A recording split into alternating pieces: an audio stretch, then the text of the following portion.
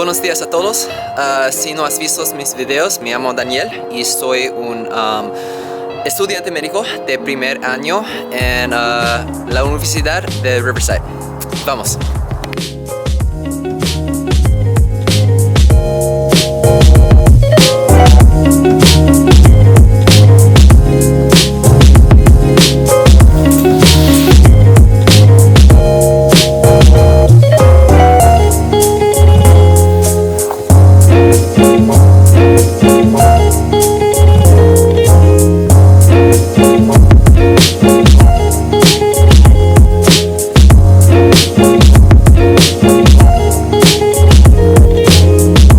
What's up guys? Welcome back to my videos. If you guys haven't watched my previous videos, my name is Daniel and I am a first year medical student at UCR School of Medicine. Today I am going to be talking about how I learned Spanish. So I've been learning Spanish for the past 8 years and it's one of my passions. Learning Spanish and understanding Spanish is very closely tied to my personal testimony.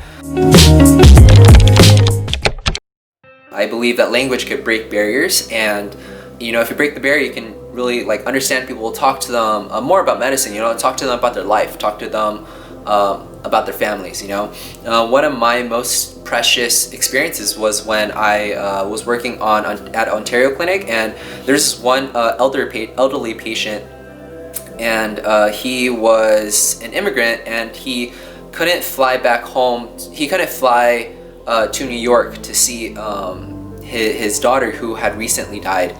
And I think that was one of the most precious stories for me, was being able to comfort him and to pray for him, pray with him, and just really mourn with him in Spanish. I remember I was checking his blood pressure and his pulse, and I said his name, and then I was like, ¿Estás bien? Y ¿Cómo estás? ¿Cómo es su familia? And he was like, my daughter died, se murió. And at first, I wasn't sure if I heard that correctly. I was like, ¿Mande? ¿Otra vez? It was like, mi hija se murió. And I was like, oh my gosh, and I was able to sit down with him, took him to the side and just prayed with him and mourned with him and asked him what his daughter was like. Just that really personal experience that you can't really get if you don't speak the language.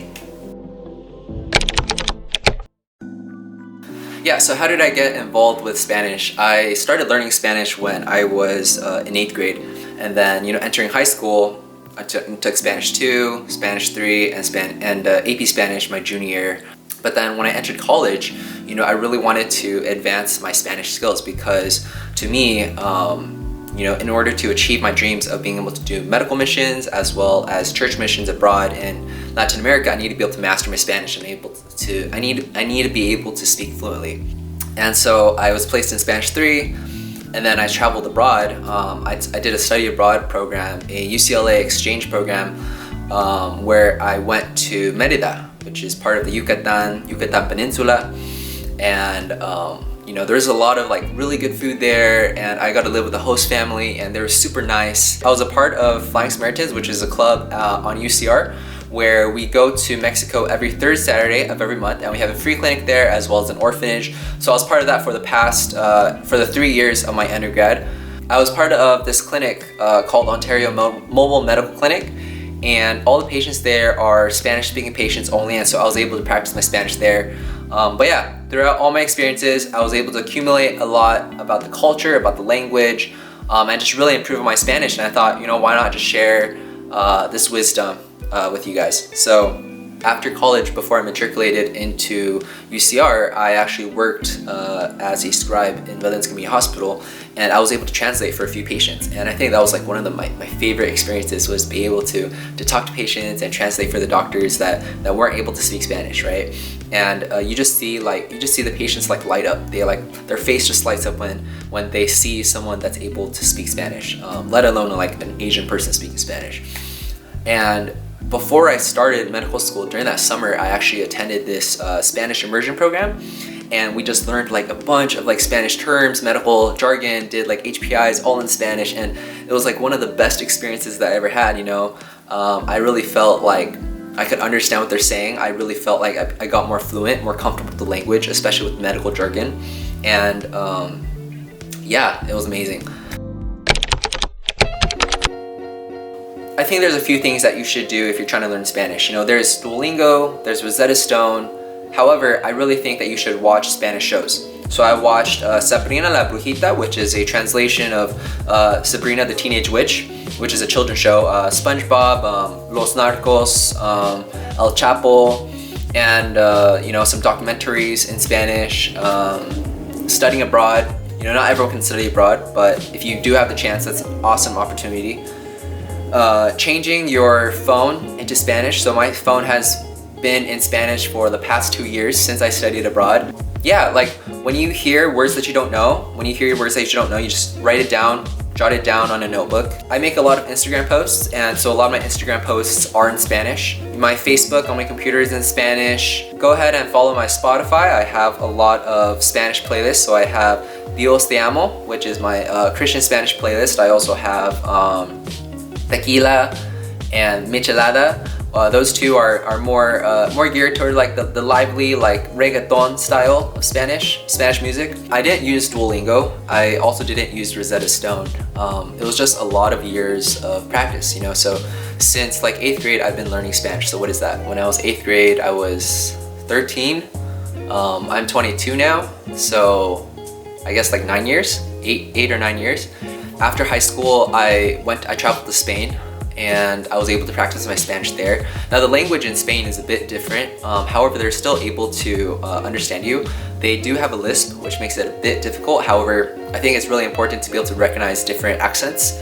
I'd say that like for me, I struggle understanding the Puerto Rican accent. However, when it comes to the like local Mexican accent, I can understand it. There's different accents if you're talking to people from Ensenada, Tecate, Tijuana, or Mexico City. You know, Mexico City, they speak really, really fast. When I traveled abroad, I went to Merida. In Merida, the people there, they spoke kind of mellowy, like very slow.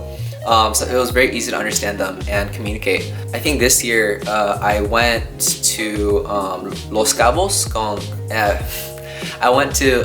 Los Cabos with my mom, and so I had to be able to translate Chinese, English, Spanish, you know, all three, right? And like I went beyond the you know, the local sites, you know. So you have like Cabo San Lucas, and there's like another one, but you know, for me, I wasn't really fond of the tourist site, right? When you go to a city, you want to understand the city, and you want to understand the local people and their culture, and it's important not to get caught up in the like tourism.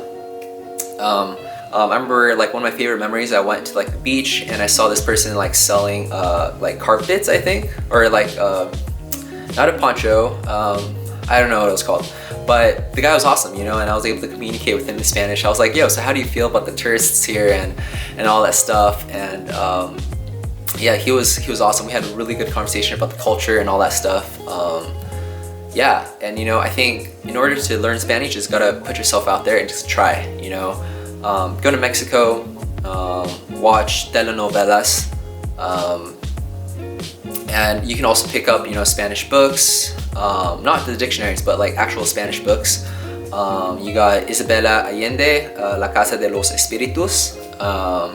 Just be passionate about it, you know, just try. Put yourself out there, talk to patients, but don't just talk about the medical stuff, you know, talk about your life, you know. Talk about your travels, talk about what you like doing, you know, because there's more to patient care than just blood pressure and pulse, right? There's a lot of things, there's a lot of factors that come into getting patients to trust you, and I think being able to break that language barrier is the next step. Yeah, listen to the music, watch TV shows, change your phone into Spanish, engage with the people, you know, work at clinics where you're able to translate for people, continue to learn the language, continue to be passionate about it.